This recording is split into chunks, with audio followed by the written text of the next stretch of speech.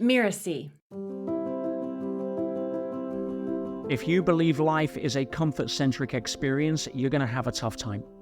You're going to be upset by adversity. You're going to spend your life trying to avoid it. But when you realize one of the greatest days in a human being's life on their journey of emotional maturity is the day you wake up to the realization that life is a growth-centric experience, not a comfort-centric experience. Ladies and gentlemen, it is my absolute pleasure to talk to a true luminary in the world of personal development and mentorship today. Imagine a man who, against all odds, overcame an adversity and nightmare of a lifetime to grace stages alongside global leaders such as Bill Clinton and Richard Branson. I'm Melinda Cohan, and you're listening to Just Between Coaches. I run a business called The Coaches Console, and we're proud to have helped tens of thousands of coaches create profitable and thriving businesses. This is a podcast where we answer burning questions that newer coaches would love to ask a more experienced coach. My guest is said to be the best of the best in the world of personal development, an inspiration for all those seeking to overcome adversity and unlock their true potential. He is a sought-after mentor and coach, and my hope is that his fresh perspective will reshape your coaching approach. It doesn't matter if you're new or a seasoned coach, we will all learn from him today, so keep listening.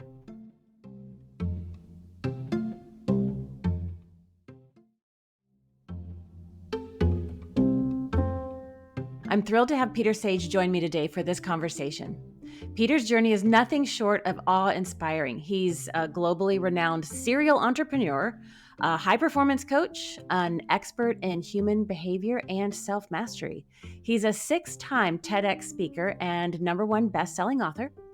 Peter's recognized with the esteemed Brand Laureate Award, positioning him alongside icons like Nelson Mandela and Steve Jobs. Welcome, Peter. What an amazing opportunity to be able to get together and share and help some people, Melinda. I'm really, really gracious for the invite. Thank you so much. Well, I'm gracious that you're joining us and excited to have you on the show. And before we dive in, would you mind sharing just a little bit of your background with our listeners?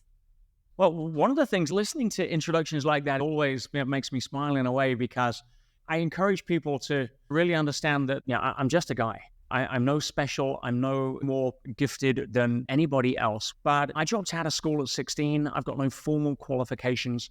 I got a PhD in results, and essentially went out and spent the first part of my career more focused on entrepreneurship and business. I was desperate to prove to the world that I was good enough to get over the insecurities as a young man that I wasn't, and had upsides and downsides. It made me financially successful, but it nearly cost me everything else. And that really started asking the questions in my mid-20s as to what are the deeper meanings here. But I guess my passion for the last now 3.5 decades of being unemployable has really been about understanding why we do what we do. What makes us tick? What makes us get up in the morning excited or not excited? We're not taught this in school. We have to figure it out. And most people don't know how to solve the puzzle. So I'm a guy who's walked a specific path, and I've managed to pick up a few things along the way that anyone who focuses 3 decades of their life on something is going to become an authority on it at some level, just the amount of time they spend. So that's hopefully what I bring to the table for the next 45 minutes or so, in a way that can help other people get some of the value of the mistakes I've made. Now, we're going to dive in to talk about overcoming adversity. And I love what you said and what you were just describing there. I have a PhD in results. We work with newer coaches a lot, and they discount their lived experiences, the results that they've created and cultivated. They just scuff it off as, oh no, that doesn't matter. I have to go get, and then there's something that they have to pursue. And I really love that I've never heard it that way, PhD in results, because that is often our greatest teacher. Now, you also had another unique experience. You were incarcerated in a pretty violent prison in the UK. Can you talk just a bit about that experience? Absolutely. It's actually 6 years ago now when it happened. And I was actually the only non-criminal that was in the entire prison. And I've never been arrested, never been accused of a crime, never been found guilty of anything, and no criminal record. And all of that came about based upon litigation. I was arguing a multi-million-dollar business deal with a multi-billion-dollar company that we'd done years before over some fine print I thought they were wrong over. And they issued a contempt of court application to pressure me into a settlement. And I saw it as a chess move. I didn't really give it much credence. And any entrepreneur or anyone that's self-employed will really start to understand that when it comes to litigation, it's a tool. It's not about who's right or wrong. It's a tool. And it could happen to anyone. It's not like, oh, well, I'm a good person. I've got good values. I'll never end up in prison. I've got pretty good values. I've not done anything wrong. But they sold this contempt of court application to the judge. And he gave me 6 months inside, what was statistically the most violent prison in England, because it was the closest to the court. That's where I was put. And that became an incredible opportunity to demonstrate what, we as coaches teach. One thing I'm very big with, Melinda, is the fact that theory doesn't cover the price of admission to the higher levels of greatness. Theory does not cover the price of admission to the higher levels of greatness. It's great to talk or read all the books, do all the courses, get all the certificates, do all the stuff you think you need to do. But as Bruce Lee said, you can't learn to swim on dry land. At some point, you've got to demonstrate what you're teaching. And I call it a graduation event. We're here in Earth School. We're here to learn how to grow. And this was an opportunity for me to go one or two ways.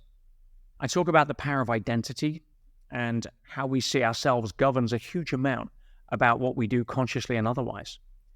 And so when the judge sent me away, I lost everything. I went from 50 staff on a thriving coaching company to 3 staff in 3 days.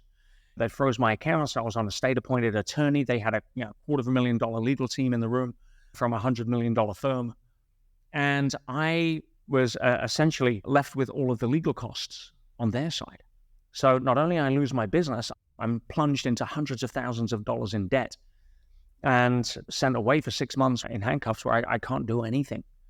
At least I can't do anything on the outside. But coaching is not about what we do on the outside, it's about what we do on the inside. And at that point, I knew I had a decision to make. And the first decision I needed to make was, who am I going to be in this experience? Not what am I going to do? We're human beings, not human doings. Who am I going to be? Because that identity is going to be critical. If you choose the identity of a vegetarian, it's going to govern what you eat off the menu. Not because you've got different teeth or a different digestive system, but because how you see yourself governs your behavior. And if I chose the identity, as most people do in that scenario, as a prisoner, it's kind of a fast track to victimhood. It's a fast track to being upset. It's a fast track to depression. It's a fast track to kicking back against the system. It's a fast track to the wrong side of the game you want to play. So instead, I knew that the last thing I needed to do was see myself as a prisoner. Instead, I saw myself as a secret agent of change. I've been doing this work, as you have, Melinda, for a long time. And we help a lot of people, but sometimes the people we could help the most never get access to the kind of resources or sessions or courses or information that we're able to provide, especially those that are in jail. So I thought, wow, if the universe wants to send me in on a secret mission to help people that would never normally get access to this kind of information, that's where I'm at. I'm an undercover Jedi. I'm getting in there. I'm going to do my work. And that started at what became an incredible 6-month adventure. And I wasn't treated any separately, even though I wasn't a criminal. I was non-segregated. I was with all of the people in this high category prison. If you've actually seen Prison Break, it was a pretty similar style prison. So I go in there to help people. I go in there to serve. And as a result of that, I never felt in danger. And I'll cut a long story short, I ended up getting a lot of the people off drugs. I was stopping suicides. I redesigned the intake system to reduce violence between the wings. It's now being used in prisons all over the world. I won a national award for the work that I did after I came out. And it really became one of the greatest awe-inspiring adventures I've ever had the privilege of living. And it comes back to one of the primary tenets that we teach. It's never what happens to you that makes the difference. Control the controllables. You control what you do with what happens that makes the difference. I'm not saying you have to go to prison to keep your competitive advantage as a coach. What I'm saying is that my prison experience could be somebody else's 1-star review because of their own issues. Whatever your adversity is, there's always a way to be able to frame that in a positive. And that's kind of my message. Yeah, I love that question. It continues to come up in different guests that I've had on the show, in my own personal journey. That who do I need to become? Who am I going to be in this experience? And that moment right there is when you go from this is happening to me, that victim you were talking about, seeing yourself as a prisoner when the evidence around you clearly supported it, to turning that around, getting into agreement with the situation you're in and saying, no, who am I going to be? I'm going to be a secret agent of change. Now, let's get into the nitty gritty of that decision, because that right there, you chose the path.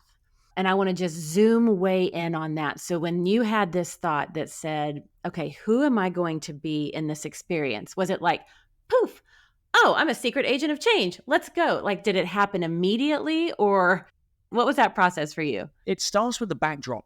Yeah, we talk about local beliefs and global beliefs. Yeah, a global belief is something that has cascading levels of impact. Now, if you believe that all men are a certain way, that's a globally projected belief. A local belief is this person is a certain way. Now, Einstein said one of the most powerful questions you could ask or answer in your lifetime is, do you live in a friendly or a hostile universe? And the answer to those two questions lead to two very different corridors and two very different destinations and experiences of life. If you believe you live in a hostile universe, you're looking at life through a fear-based lens. Everything with teeth can eat you, and you've got to fight your way through the crowd to carve out the life you want. It's very materialistic. It's based in the physical world.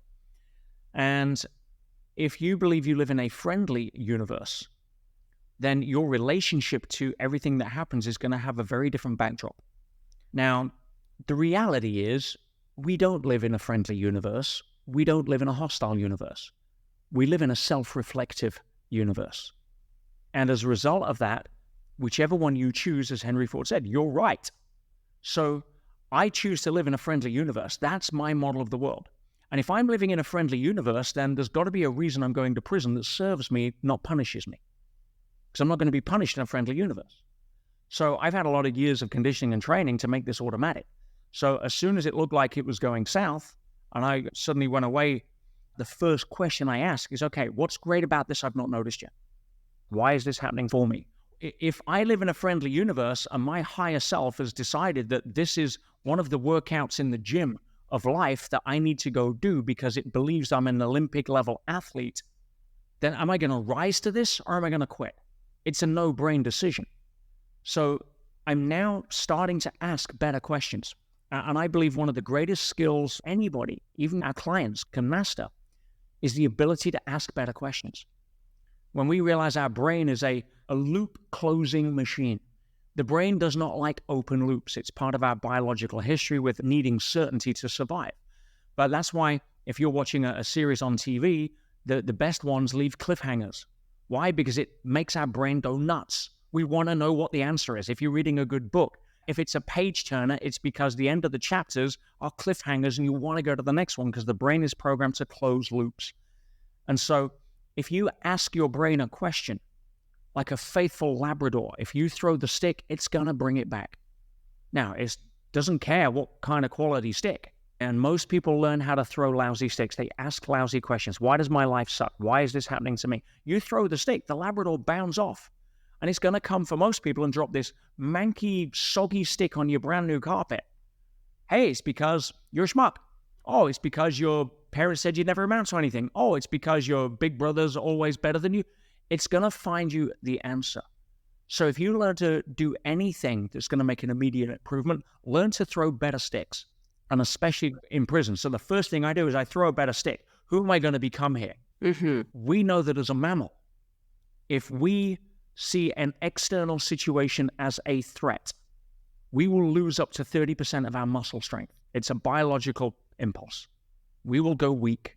If you go and see the same external situation as a challenge, you will gain up to 30% of your muscle strength.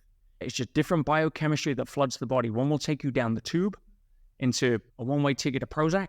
The other one's going to make you a hero with a cape.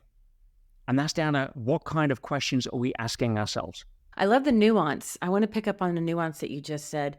A lot of times when I've heard that question, I've heard it as, who do I need to be for my XYZ to become a reality, whatever that is that you're looking for. And the way you phrased it, who am I going to be in this experience? And the nuance The who do I need to be, all of a sudden there's a fear of, oh gosh, what if I get it wrong? But the who am I going to be is you are in control and you get to choose whatever answer you have. So I love that distinction there. And when it comes to the core principles of overcoming adversity, you just talked about ability to ask better questions. What are some other principles that helps individuals that may not be like you and I, we've been doing this work for ourselves. And so it's habit, right? But I can think 20 some years ago, adversity would come up and it might take me 2 or 3 years to get through something. And now it takes me 2 or 3 minutes to get through maybe that same type of thing. What are some other core principles that might help our listeners? If we relate that then to the prisoners, because most of these prisoners had not had careers in personal growth, right? They wouldn't have made the choices they chose. And prison is not full of bad people. It's full of some good people that made bad choices. But they still don't have that backdrop. And there's a lot, especially in that level of prison, which is violent. I mean, there was a guy stabbed to death just before I got there. Attempted murders were pretty much weekly. Blood on the floor was a daily occurrence. This is not a holiday camp. It's not Camp Cupcake.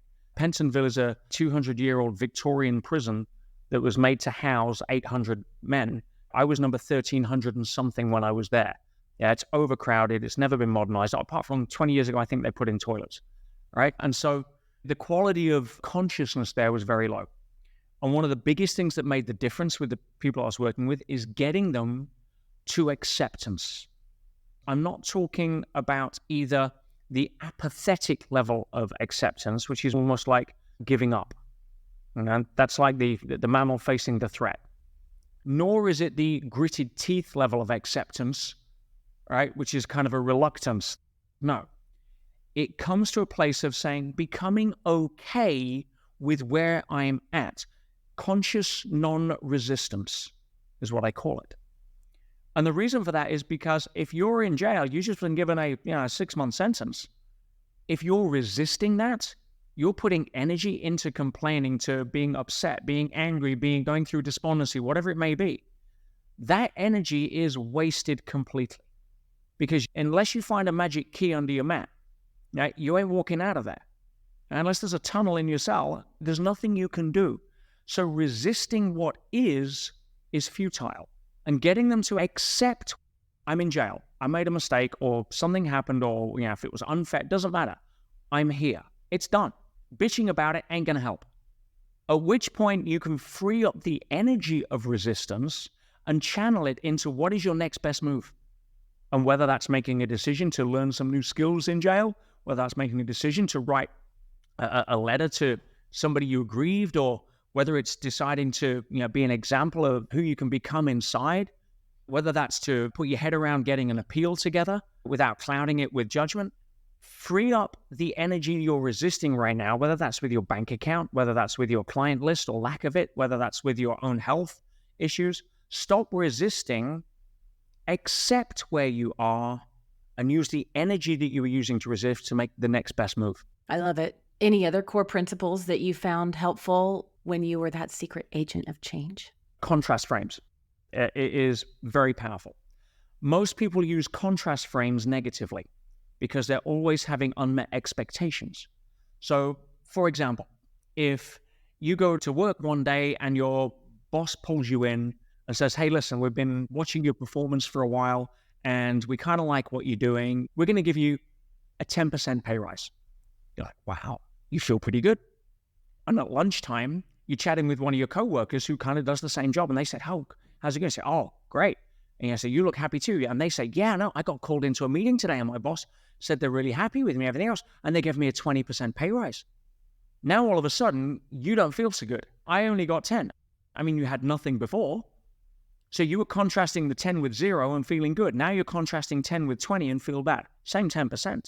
So if you learn to use contrast frames to your advantage, and one of the ways I did this in prison was getting several copies of Viktor Frankl's great Man's Search for Meaning sent into the jail. And I would hand it to prisoners and I would give them a task to read that and challenge them not to cry with tears of gratitude for being in Pentonville rather than Auschwitz. See, they were contrasting it with wanting to be home, in which case Pentonville sucks. You contrast that with Auschwitz, you know which coin you want to put in your pocket, right? Easy done. So, people can be like, oh, I got a 6-month sentence for that. Well, what if you got a 12-month sentence? And then at the last minute, the judge dropped it to 6. How would you feel? Oh, wow. Better. Using contrast frames is such a powerful tool because so many people use them unconsciously against themselves. Now, there's always something to be grateful for. Mm-hmm. And it's a great reminder for people to constantly check or benchmark themselves as to how they're using that. I love it. Putting it in perspective and remembering a healthy perspective. Yeah. Now, you mentioned something earlier about gritting teeth. So it made me think of this, resilience, grit. How do these traits, from your perspective, how do these traits contribute to overcoming adversity? It depends where you are on your own journey. And I'm going to share a model that I've been teaching now for 20 plus years. It's essentially the 4 levels of consciousness. Most people don't know how to break it down. Now, on one side, the left brain is you've got the model that they think the brain produces consciousness, which we know doesn't produce consciousness any more than a television produces movies. All right. Then you got the other side, which is more the right brain, a little bit too esoteric, let's sing to the divine, and doesn't pay the mortgage. So how do you break consciousness down and hold it in a way that gives you practical understanding and benefit? And I use these 4 levels because it's so easy for people to understand, but it also answers the question in different ways. The first level, the base level, victimhood. Yeah, everything happens to me. It's the to me level of consciousness. I would have the job, I would have the car, I would have the career, I would have the body, but everything happens to me. And if you had my boss or my parents or my background, or it's like, if only this had happened, then I would have got the lucky break. Same mentality. Most people figure out that victimhood is not rewarded by life, and they tend to evolve. They mature emotionally to the next level of consciousness, which is what I call buy me. You figured out life isn't going to pay you a living sitting on your backside. So what do? You say, something, I'm going to set some goals. I'm going to go out. I'm going to be the best version of me. I'm going to go get them, cowboy. And because if it's going to happen, it's going to happen by me. So rather than sitting on the bank of the river hoping a ship comes in, I'm going to dive in and swim to my goal. That's where most of personal development is. Either getting people from to me to by me, victim to achiever. That was Tony Robbins's, opening career. Yeah, stop being a lemon and watching infomercials at 2:00 in the morning, you sad idiot. Pull your thumb out of your ass, go set some goals, I'll teach you how to do it. Yeah, that was kind of Tony's market. Most of personal growth has evolved right now because we realize that most people in victimhood aren't willing to write checks for their own self-improvement unless they hit rock bottom. So the buy me mentality is where most of personal development sits. It's the low buy me to high buy me.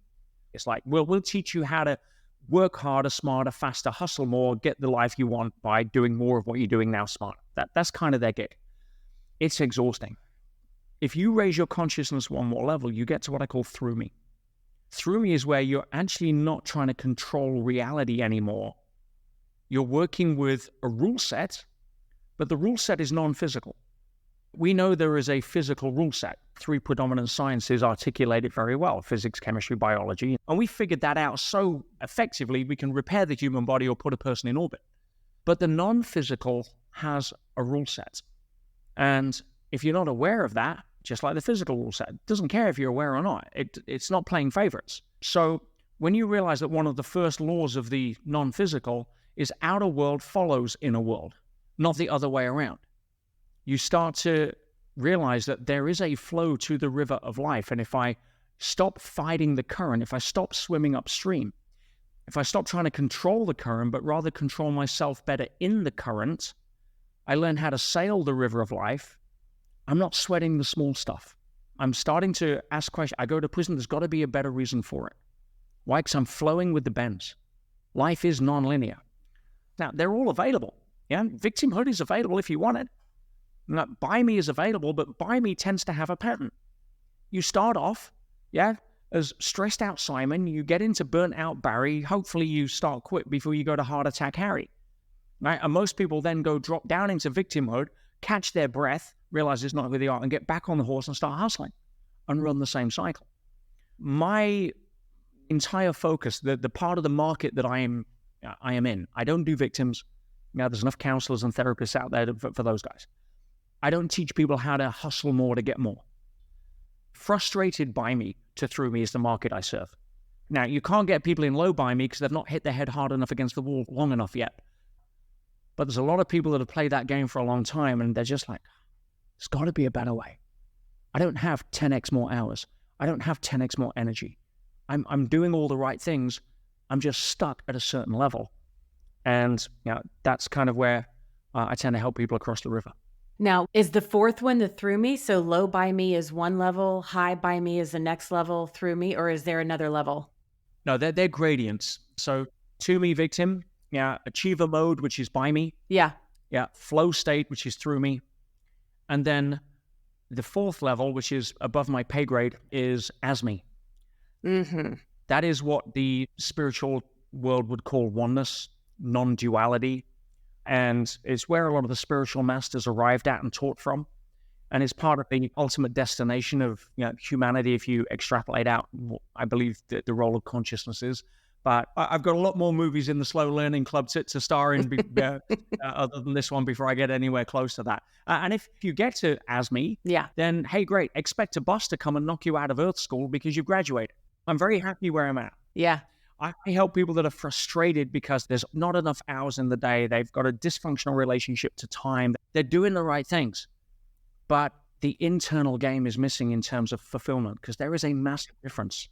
And it's what I call the entrepreneurial joke, Melinda. It's like people spend decades sacrificing under the buy me model. Yeah, they work all the hours. They sacrifice their health. They sacrifice their relationship. They miss their kids growing up. Also, they could get to this golden nirvana end of the rainbow, which very, very, very few make. But even the ones that do, the 1% or 1% that hit their number and cash in, what do they do with their money? Well, I'll tell you. They pay for their divorce, right? They hire a personal trainer or a surgeon at worst to get their health back, and they buy their kids loads of crap so they think they love them again. I mean, it's the wrong rabbit hole to run down. And that's why through me is so much more effective as a way of living. You may not get all of your high numbers, but when you realize you're chasing it predominantly for significance anyway, you start to realize and reevaluate, what's really meaningful in life. It's interesting. My personal journey over the last several months has been moving from that high by me to the through me. And so the phrase that came to me is, for 22 years, I created from doing. Now, I believe and I brag that I did the do me very well. I didn't have the sacrifice. I found a way to navigate that. And with having an amazing lifestyle, an incredible business, reaching that pot of gold at the end of the rainbow, you're right, it's exhausting. And now my spirit is whispering a different, don't create from doing, create from being. And it is new territory. And my brain is like, I don't get it. And my spirit is like, that's okay. You're not supposed to. Take a break. Go have a vacation. It's my turn now. And so for me, what I'm really learning is the role of intuition to overcome adversity. So talk a little bit about that, the role of intuition in all this. You see, as human beings, we are the perfect encapsulation of the physical and non-physical in one beautiful package. We have a physicality, a body, and the body has a rule set, and that nervous system is hardwired for comfort, which is very useful if we're going to sit on an ant's nest or walk on sharp stones. But our soul, the non-physical, what really makes us us is non-physical. It's our personality, our values, our hopes, our dreams, our goals, our wishes, our sense of humor. All of that makes us us. You take that out of you and put it in somebody else, and it's still you with a different body. So the non-physical is where the meat and potatoes are. And so if you really are looking at being guided by two different guidance systems, if you are more associated with the physical body, you're going to be leaning towards your left brain, trying to figure things out. You're isolated, you're on your own, and you are doing the best you can. And the left brain is an amazing problem-solving, crunching number machine. But it's exhausting because you are looking at life through a material-based lens. I don't mean materialism as in toys. I'm talking about physical matter reality. As I said earlier, when it comes to living in a hostile universe, you're always going to be on edge, trying to solve problems from an unconscious need for survival rather than fulfillment. But if you identify more with your, let's call it inner world, the non-physical, the essence of who you are, you're going to be able to do that in one physical state, and that is what we call sub-beta. That comes under 12 hertz. If you get into an alpha state, and the fastest way to get into an alpha state that I found as a biohack starts with 6 seconds of breathing. When you breathe in a circular fashion, 6 seconds in, 6 seconds out, with a smile on your face, so you're not trying to get stuck in your left brain. It'll bring you more into a being level than an intellect level if you smile. 6 seconds in, 6 seconds out, no pause in between, so it's a circular breath. You do that 10 times, 120 seconds, 2 minutes. You will drop cortisol out of the bloodstream. You will re-regulate CO2 and oxygen levels in the body. You will drop your brain into a minimum alpha state. And at that point, your inner world becomes more real than your outer world. And you are able to start listening to non-physical data. You see, your mind has access, Melinda, to some incredible tools, language being the primary one, reasoning, deduction, metaphor, volume. The heart doesn't have any of that. The heart only knows 2 things. Feels good, doesn't feel good. Move towards, move away. Engage, disengage. Positive, negative. Truth, not truth. Occasionally neutral. The reason if the heart and the mind sit around a debate table, the mind hijacked by me, because it wants to be right and control, but the intuition, the through me aspect of the heart leading, the mind usually wins, not because it has its basis in truth, because it has access to more tools at the debate table, and it out-volumes the heart. You need to be quiet. You need to be an alpha, and then you'll get messages. The challenge is they won't come in language. They come in downloads, paragraphs. You all of a sudden get the idea, and you can't stop writing fast enough because it's all coming in.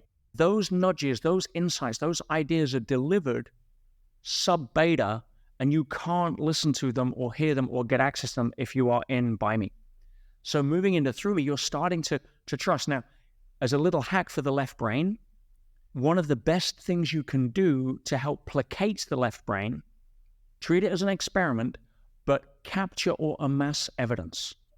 Because if you amass evidence, which is what the left brain is addicted to, let's say it's easy when the stakes are low, but let's say there's a high pressure state. You need to close a client because you've got to make the payroll. If your brain is now trying to control things and you said, no, I need to trust my gut. I need to trust my intuition.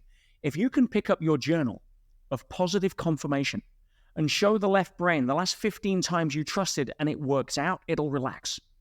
If you don't have that, in the moment, it won't find it, and therefore it'll encourage you using higher levels of adrenaline and cortisol to focus more on the outer world, and you'll override your heart's intuition, go try to control it again. Is that helpful? Very helpful. Very helpful. And there are so many directions we could go with this, but let me ask you, what haven't we talked about with regarding to the topic of overcoming adversity that would be important for our listeners to know? Tying it into emotional maturity. If you believe life is a comfort-centric experience, you're going to have a tough time. You're going to be upset by adversity. You're going to spend your life trying to avoid it. But when you realize one of the greatest days in a human being's life on their journey of emotional maturity is the day you wake up to the realization that life is a growth-centric experience, not a comfort-centric experience. And if you look at it as an athlete that wants to become an Olympic gold medalist, that athlete shows up at the gym. They have the best personal trainer. Now, just imagine for a second, you didn't know you were an athlete and you were forced to go to the gym. You'd have this person, this personal trainer, this psychopath that's trying to make you do press-ups till your arms hurt, right? This, put you on the treadmill till you throw up. You're going to do everything you can to hide from them. You're going to hide behind the weight stack. You're going to do just enough in the workout to tick the box to say you've done it to get out of there. But we'll take it one step further. When it comes to adversity, if you're in the gym and you take the mindset of the muscle fiber and you're on that burning last rep, what is the muscle fiber doing? It's sending messages to the brain. Stop. What the hell are you doing? You're breaking me down. You're destroying me here. Help. Quit. Pain. But if you've got the mindset of the athlete, you're proud you can bust out 2 more reps and not lift your arms for 10 minutes and get a personal best. When adversity shows up, the biggest challenge with adversity is people think it's adversity, not a gold star workout that's helping them become an Olympian. Which perspective do you want? Because both are available. You just forgot you were an athlete. You just thought life was comfort-centric. No. And not every day is the last burning rep. Athletes aren't miserable all the time. They relish the workout. At the end of this year, I'm going to be getting in a little rowing boat, and I'm going to be rowing 3,000 miles across the Atlantic in the world's toughest row. And I'm doing that where I'm doing it as a pair, and I'm in the pairs race. 2 hours sleeping, 2 hours rowing, 24/7, unsupported for 2 months. And why am I doing that?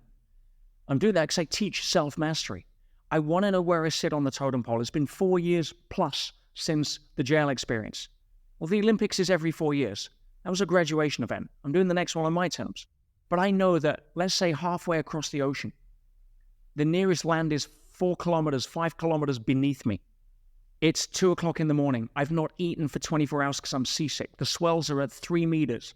The boat is like a toothpick in a jacuzzi. And I've got to get out of there with sores on my hands and my butt. And I've got to sit there and row for 2 hours backwards in the dark in a raging sea. That's when my mind is going to give me every excuse as to why I shouldn't be there and why I should quit. That's where I want to find out where I'm at. Why? Because I know life is growth-centric. And I'm not saying you have to go and do crazy stuff like that. Leave that to idiots like me. But if coaches can't walk their talk, they shouldn't be bloody coaches. And I want to find out where I'm at on the totem pole, because if I can't demonstrate self-mastery, I shouldn't teach it. Mm-hmm. So let's summarize some of the things that we've talked about today. First of all, you right out of the gate, you led with the reminder, the PhD in results, and how critical that is, and to not take that for granted. And we talked about making sure that we control the controllable, asking that very important question, who am I going to be in this experience? And I love the other questions when you talked about learning how to ask better questions. You know, what's great about this that I haven't noticed? Why is this happening for me? Who am I going to be? You talked about some of the core principles to overcome adversity, not just asking better questions, but getting to that state of acceptance, that conscious non-resistance, getting into the reframing where we use contrast frames to our advantage in positive, healthy ways. We talked about resilience and grit, and you went through the 4 levels of consciousness, which was so incredible. We talked about the role of intuition, which I really loved. And I have never heard anybody give a greater explanation that my brain could understand what the intuition was doing. So thank you for bridging that gap. We talked about the emotional maturity, the distinction between, are you committed to the comfort-centric experience or the growth-centric experience? And gave us some phenomenal analogies that we can use. And what I love about this is, while this is something that we can take to our clients, it's certainly something that we can take for ourselves first and foremost. That's where it begins. And I have learned so much from you as I navigate this next chapter of getting to that through me state and beyond. So greatly appreciated. And Peter, do you have any parting words? Well, one of the greatest things that I was able to do inside was to actually write down my journal as I was going that captured all of the techniques I was using to help the prisoners, and I was sending them to my private clients. And when I came out, they said they'd learned more from those 11 letters than following me around the world for the last 2 years on stage. And it would help a lot of people if we made them public. And so I did. We published just the 11 letters. It's part journal, part tradecraft, part you couldn't make it up, but it's real. And we put it together in a book called The Inside Track. And it's pretty much changed the lives of everybody that's read the book. And people can learn more about you at petersage.com. Yep. I want to thank everybody for listening to this episode of Just Between Coaches, and a giant thank you to Peter for this incredible conversation. You'll also find out in the show notes links to his website. You'll find free masterclasses and resources to his great work that he does. Also a link to his YouTube channel, The Real Peter Sage. Amazing content there as well. So Peter, thank you so much for coming to the show. Melinda, it's been my absolute pleasure. You are a stalwart in this industry. You are pioneering for so many people and facilitating us to be able to raise global consciousness in a way that I'm just in awe of. So thank you for being who you are too. My pleasure, and thank you so much.